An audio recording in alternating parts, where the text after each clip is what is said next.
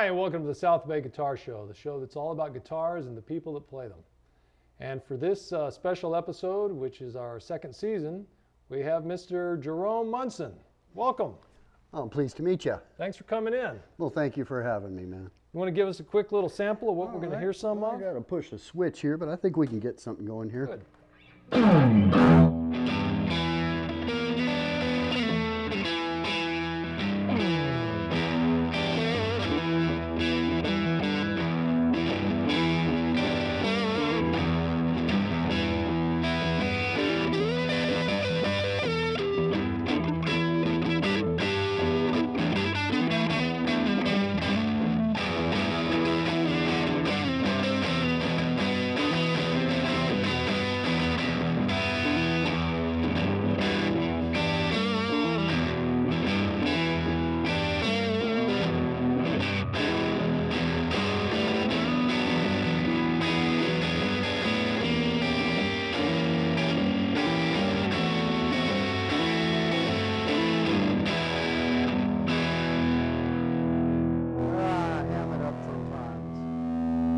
Try to keep from hamming it up too much, but there you go. Sounds like my kind of music. I like heavy blues and that rich tone and everything. So anyway, let's talk a little bit about you and your background. Now you're from Texas, right? No, originally I am from the South Bay, which is why You're I'm in Texas here. now, but you're originally your roots are here. I just came out here on vacation and at the invitation of Tom, and felt like getting back to my roots. This is kind of a bucket list thing, and I wanted to get back to my hometown, get back to see San Pedro and Hermosa Beach and Redondo Beach. So you were born in San Pedro? I was born in Bakersfield, which is where I think this might come from. And my dad got out of Bakersfield as fast as he could, and we moved to San Pedro.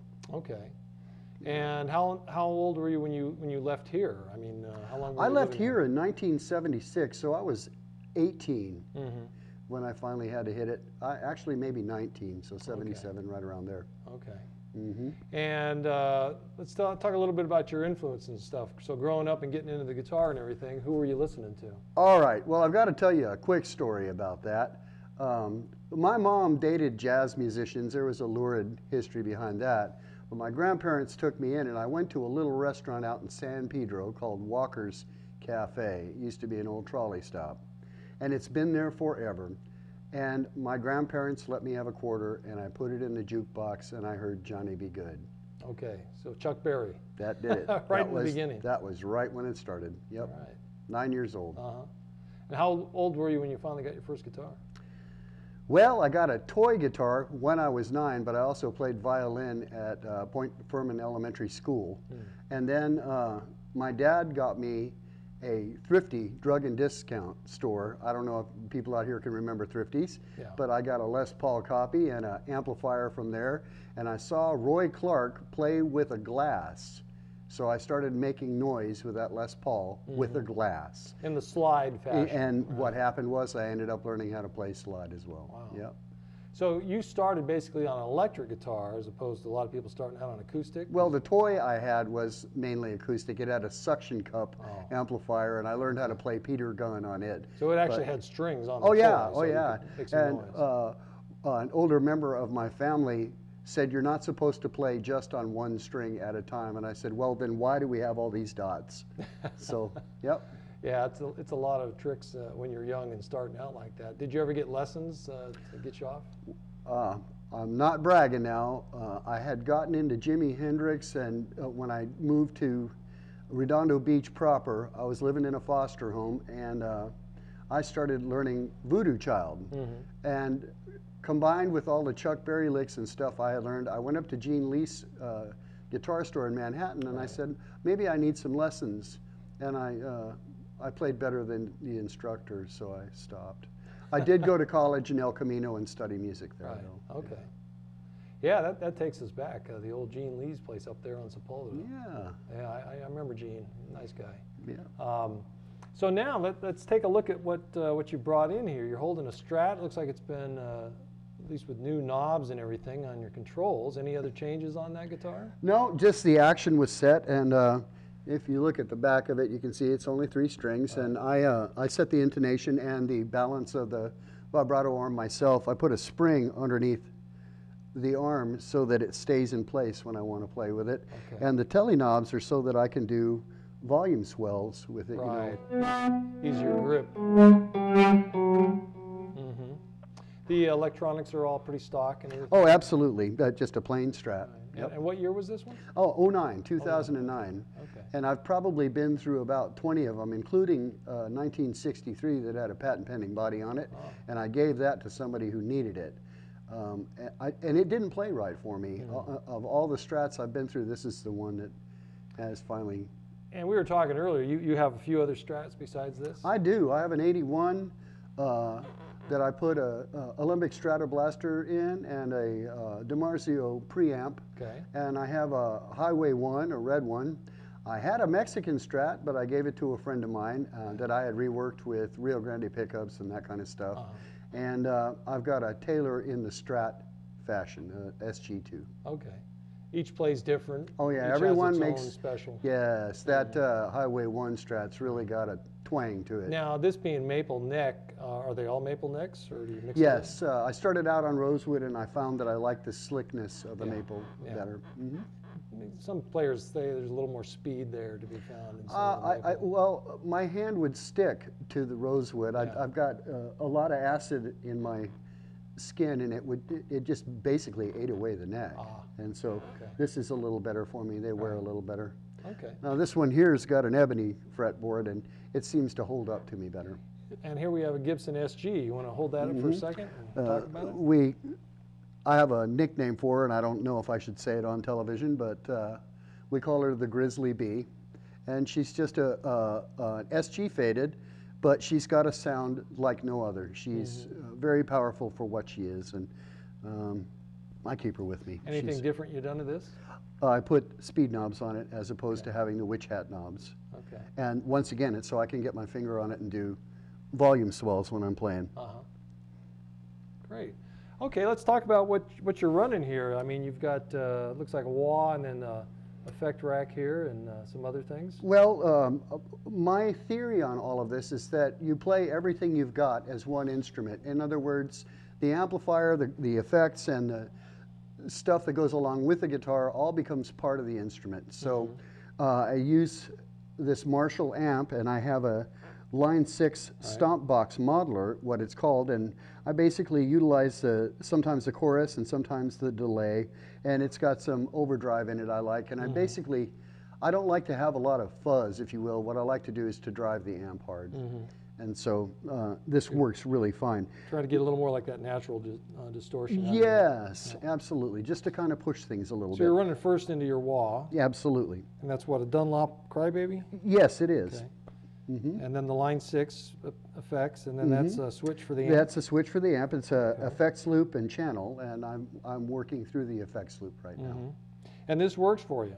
Absolutely. I have a bank of analog effects at home, and we all have the boneyard of all sorts right, of and having to haul that stuff around from gig to gig really became hard work. Yeah. And I found that this does the job very well. It's like where I have these loose pedals. A lot of guys will mount them on a board. Right, that's what I've and got. So forth. Yeah. Yeah, we've all done that. And how long have you had this set up? I've got the Line 6. When they first came out, I was kind of sold on the company when I found that I could play over the internet with a Pod XT, which is one of their products. And I'm not endorsing anything. You find whatever you want. This just happens to work for me. And if I had lost it, I'd probably get another one. Now, the other thing we want to take a look at, if you can, if you spin around there a little bit, is the Marshall you've brought in. Yes, that's a little this is different than if you most don't Marshalls. mind, I'll take my guitar off for a second and get out of the way and let you see it. How's that grab you? That's fine. It's a new hand-wired series from Marshall, and it's something I've been wanting most of my life is a good hand-wired amplifier, and it's fairly Now the camera may simple. pick up we have the side-by-sides of the two Marshalls, more of a stock version versus this newer hand-wired one that you just brought in. Yeah, this is a throwback to the early JTM days, except that it's got some modern switching in it that allows it to drive itself harder than the original, say, the Blues Breaker. Okay, and you had that shipped in from the UK? I did. Okay. Yep. And I know, I don't know if you want to divulge, but it did set you back a pretty penny. Well, it was $3,000 worth of amplifier, but it sounds like $3,000 worth of amplifier. Right, yeah, right. You get to what me. you pay for, right? Yep. Right. Well, that's fantastic. Now, before we do a little bit of jamming, what are you doing now musically? Are you out there playing gigs or recording? I have a Reverb Nation page, and if you look for my name, Jerome Monson, you'll hear 6 songs that I've got up there right now. Uploaded on it. And I may be putting some more up there as I write. My plan at this point in life is to continue writing, but not gigging as much. I've got some personal health issues that preclude me from playing out all the So time. it's personal enjoyment to you to just Absolutely, keep jamming and doing I the did recording. years and years and years of professional playing. And Well, tell us a little bit about that. Did you do any shows and gigs here back in the day in the South? actually, yes, there were a couple of them. We played, I can't remember the name of the high school we played at. We played at a high school, and we also played at a place called Gasoline Alley that had a huge festival for bands. And we got in the lineup and played there. We were in the band Spectrum. We were interviewed by a record company, but and played a gig, but did not get it. We didn't merit it, but it was a lot of fun. Right. Yeah. And you probably recall a lot of the other local bands that were around here Oh back yeah, in the day. absolutely. Saw them, maybe jammed Yes, with them absolutely. And so on. Right. Yeah, Euphoria, Sprout Zane. Actually, even played with Don Dokken one Yeah, night. So yeah, they're all locals here.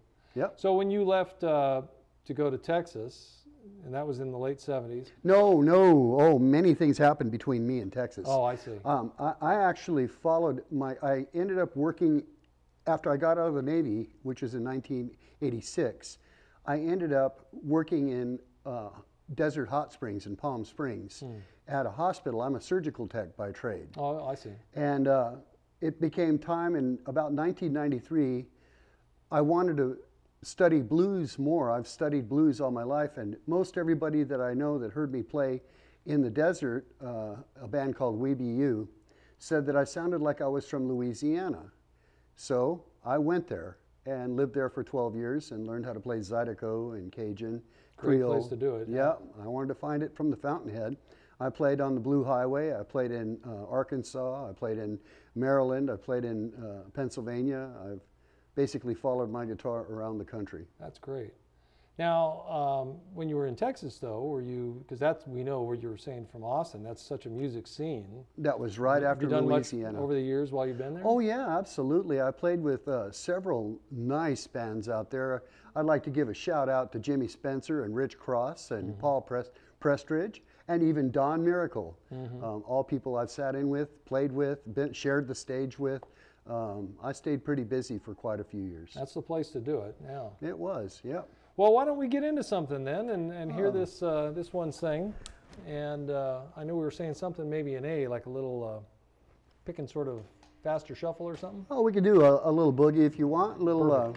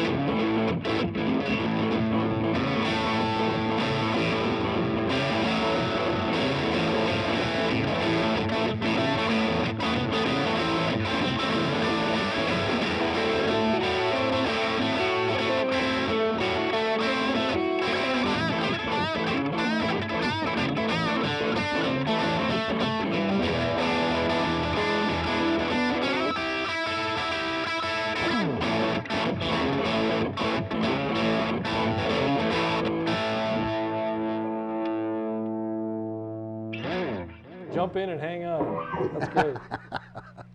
Is that one of the things that you like to do a lot of? Is that sort of up-tempo? When it comes to music, I like to do everything. That was a genre that I got into when I first heard Foghat, and I also heard it being done a lot in the South. Fabulous Thunderbirds have utilized that motif to quite good success. Yeah, it's jumping, good time, dancing, up, getting up, down, boogie music. Yeah, great stuff.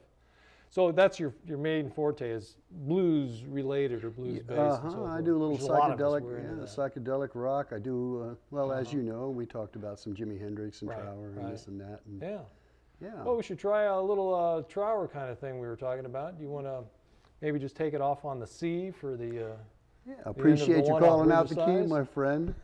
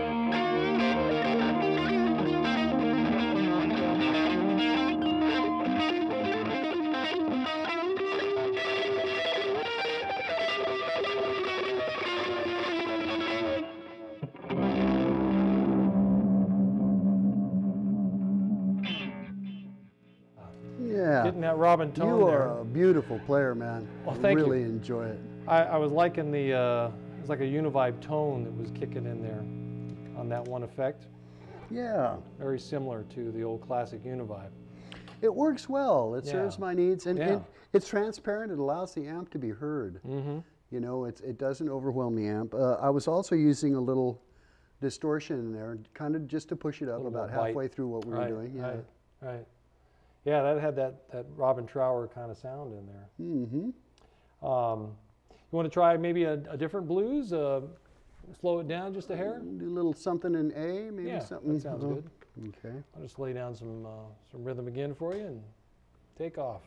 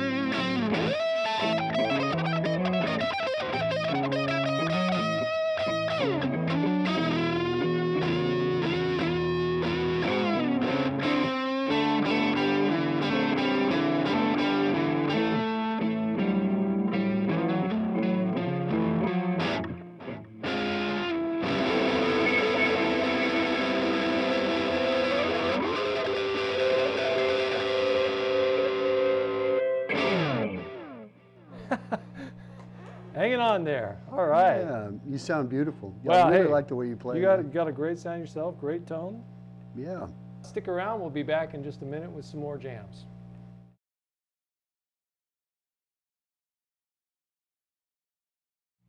Welcome back to South Bay Guitar Show. Our guest has been Jerome Monson. And Jerome, thank you again for coming in. It's been a real pleasure. You're a great player. Nice jams. Well, thank you for having me. You're welcome. And I know you have an original here that we're going to go out on. What's this one called? It's called Stop the Fighting. It's just a little social commentary, and I think it's a little toe tapper we'll enjoy. All right, start us off.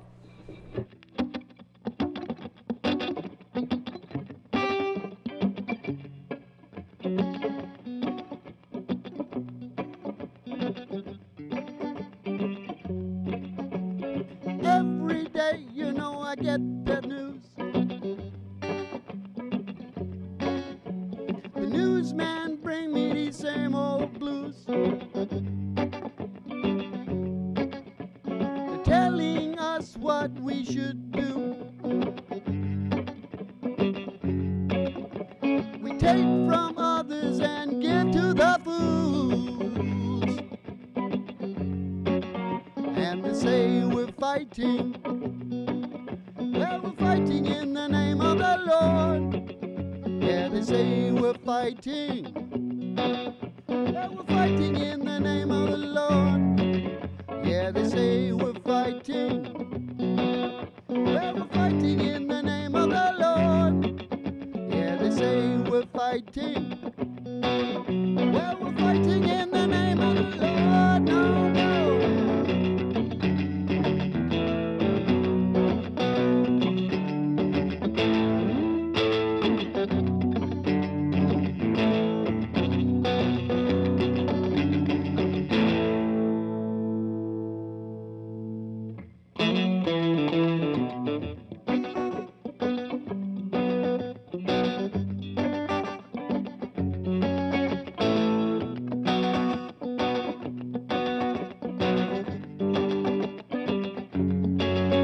Well, you might be a Christian and you might be a Jew.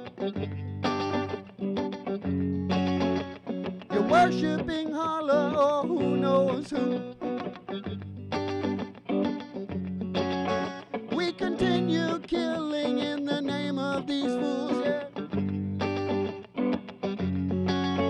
Well, it's not what we were born to do. But they say we're fighting. Well, we're fighting in the name of the Lord. Yeah, they say we're fighting. Well, we're fighting in the name of the Lord. Yeah, they say we're fighting. Well, we're fighting